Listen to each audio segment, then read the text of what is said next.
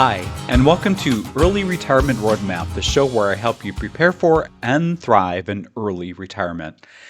If you're thinking about retiring early, I want to share something with you that I don't think gets talked about enough. A lot of people focus on getting to retirement, getting the number, getting the accounts built up, getting to the point where they can finally say, I'm done with work. But what catches a lot of people off guard is this: the hard part does not necessarily end once you quit. It's then that a different kind of planning starts. And there are things about early retirement that can surprise you, even if you've done a lot right. I retired at 55, and overall, I'm very happy I did. I'm proud of it, actually. But in hindsight, now that I passed my 1 year milestone recently in December, there were definitely some things I didn't fully see coming. So, in this episode, I want to walk through 7 of these. If you're getting close to early retirement or even just seriously thinking about it, these are the kinds of issues I think are worth paying attention to now instead of after you leave work. The first mistake is letting a bad day or days at work push you toward retirement before the plan is truly ready. Now, for me, this is a little nuanced. I did not retire on a whim because I got fed up one afternoon. I didn't storm out of the office, throw my badge on the desk, and go full movie scene. Although, let's be honest, a lot of us have probably had a day where that sounds pretty tempting. What happened for me was more that a bad day at work became the spark. It was the thing that made me say, okay, it's time to get serious and really crunch the numbers. And once I did that, it became pretty obvious that I actually could retire.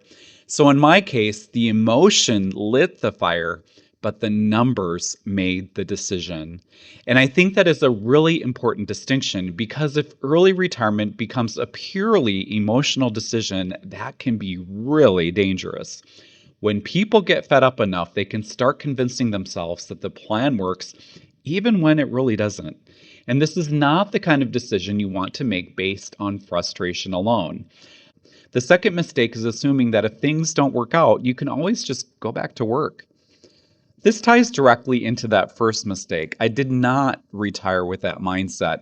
I retired because the numbers supported it, and I wanted to make sure I would not need to go back to work. That was very important to me. I wanted work in retirement, if there ever was any, to be something optional, something meaningful, something I enjoy, not something I have to do because the plan fell apart. And I think that is a really important mindset because once you leave the workforce, especially once you're a little older, getting back in may not be easy.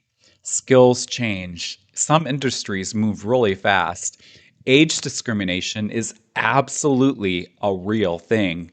And if you've been out for a while, that can make it even harder. In my own field that I had a career in, healthcare information technology, it changes fast enough that if you step away for a while, it is not like just hopping back on a bicycle. So I would not build a retirement plan around the idea that you can always just go back and pick up some work later if you need to or get back into the same industry. Maybe you can, but maybe you can't. And even if you could, after you've been out for a while, you may not want to go back. For me, it would feel like a real step backwards.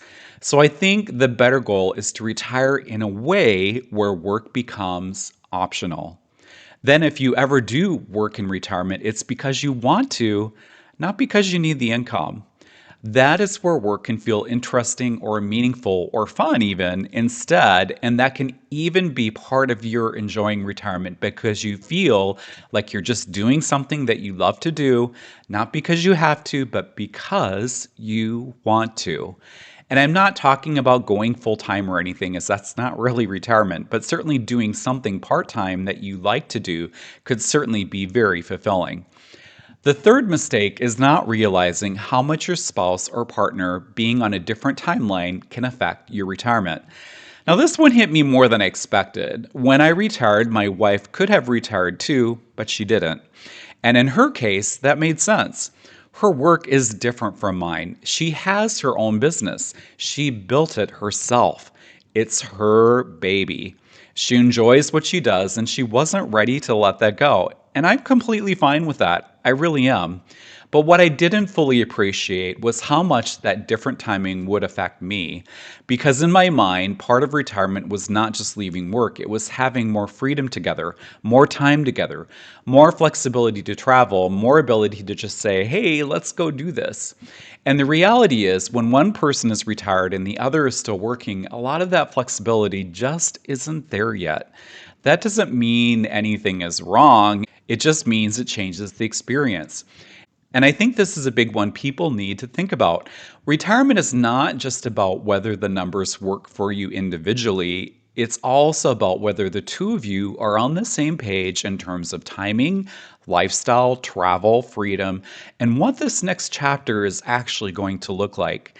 Sometimes the financial plan is ready before the household plan is ready, and those are two very different things. The fourth mistake is underestimating how different people can feel about spending in retirement. This ties right into the last point. I'm very much a planner. I like to know the numbers, I like to know the plan. I like to know that we have plenty of room to do things, especially while we're still in the go go years and able to enjoy them. But even when the money is there, retirement can create a weird tension between saver mode and spender mode. And I think that catches people off guard.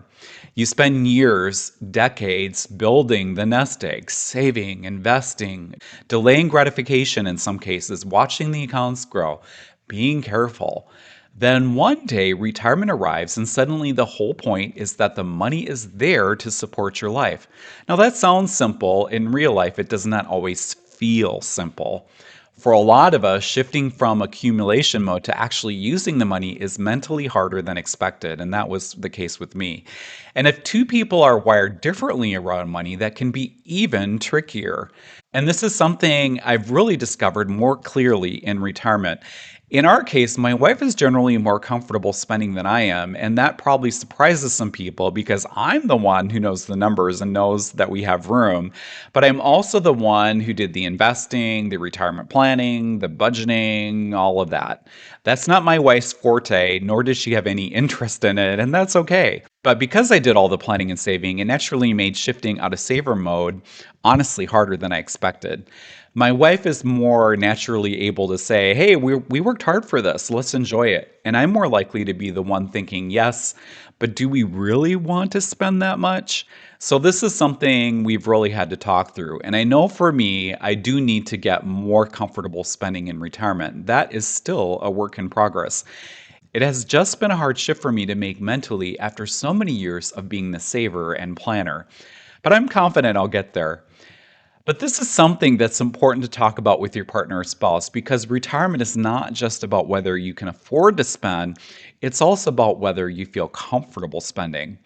The fifth mistake is forgetting how uncomfortable big surprise expenses can still feel even when you have the money. And this one is important because I do think a lot of retirement content makes it sound like once you're retired and financially secure, surprise expenses just kind of roll off your back. Well, maybe sometimes, but not always. I do have money set aside for the large expenses, and this isn't a lack of planning. It is more about how those expenses still sting, especially mentally. For example, last year our air conditioning system went out in the middle of summer, and if you live somewhere hot like I do, you know that is not really an optional purchase. And of course, it was expensive to fix this and get the AC replaced. Very expensive. But it's not like I had a choice. It's something that had to be done so our house would be bearable to live in. That is the kind of thing people need to remember. Retirement does not eliminate lumpy expenses. You still get the repairs, the replacements, the medical surprises, the family stuff, the car issues, the home costs, all of it. And even when you are financially prepared, it can still feel uncomfortable to watch big chunks of money leave. So I think this is one people need to prepare for, not only mathematically, but also psychologically. The sixth mistake is not test driving retirement before you make it permanent. And I think this is one people almost never think about, and I certainly didn't. We spend years planning the financial side of retirement, but we do almost nothing to test what retirement life itself is actually going to feel like. What does a normal Tuesday look like in retirement? What does a week look like when you have nowhere you have to be? How much structure do you need? How much are you really going to enjoy that freedom? What are you actually going to do with your time? I did not really do much of that thinking at all. I was just focused on retirement. I went from working every day to suddenly, well, not. And that is a big adjustment, a really big one. At first, it can feel really strange. You wake up on that first day of retirement and think, okay, now what? So, if you're getting close to retirement, I actually think there's a lot of value in trying it on first, at least a little. That could mean taking a week or two off and staying home, not turning it into a big vacation, but actually living a version of retired life. It may sound crazy, but pretend you're retired. Wake up without work, live your normal days, see how you feel. See what you naturally want to do. See whether the lack of the work structure feels freeing or unsettling or a little bit of both, and then imagine what that would be like permanently. You can also test drive the financial side. Try living on your expected retirement spending for a stretch of time. Notice where it feels easy and where it feels tighter than you expected. Because one of the biggest reasons to do this too is something I did not fully appreciate going in, which is how big the identity shift can be. You're used to structure. You're used to having somewhere to be. You're used to your job being part of how you think about yourself. For me, I had been a healthcare IT analyst for almost 30 years. That was a huge part of my identity. Then suddenly, poof, it's gone. That takes some getting used to. Even now, it can still feel a little weird saying I'm retired. I was just on the phone yesterday getting auto insurance quotes, and when they asked for my occupation, I said retired. And I have to admit that still feels a little strange coming out of my mouth, but after I say it, I'm also proud of it. Because they asked for my birth date too to run the quote, so they know I'm younger than the typical retiree. And I'm not going to lie, I really do enjoy that part a little. But the bigger point is this: retirement is not just a financial adjustment, it's an identity adjustment. It's a purpose adjustment, it's a rhythm adjustment. For me, structure helped a lot. It took me at least a year to really grow into retirement and find my stride. Now my days are pretty full. I do content creation, of course, with this podcast and on my YouTube channel, which are really just a hobby. I garden a lot, I play the piano, and I'm spending more time with my daughter, who is at that stage of life where she's figuring out what she wants to do career wise. So I'm doing a lot of things I genuinely enjoy, but I did not fully appreciate going in how much I would need to rebuild structure and purpose. And I think if I had understood that better up front, the transition would have been easier. The seventh mistake is thinking the planning ends once you retire. This one really hit me. Before retirement, so much of the focus is on getting there. Can I do it? Do the numbers work? Am I ready? And then once you actually retire, realize, oh, this is not the end of the planning. This is just a new phase of it. For me, there is still a lot to think about.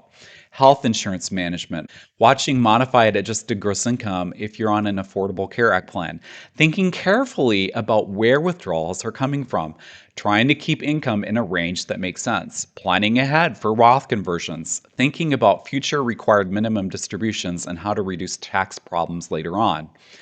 So, yes, I'm retired, but the planning definitely did not retire. And I think that catches a lot of people off guard. There is this idea that once you get to retirement, the hard part is over and now you just coast. I don't think that's really true. What changes is the kind of planning you do. You move from accumulation planning to management planning, from getting there to staying there. And that is a very important shift to understand. So, if I could sum all of this up, here's what I would say. A lot of the biggest early retirement mistakes are not the obvious ones. They are not always just about a spreadsheet error or a bad calculator input.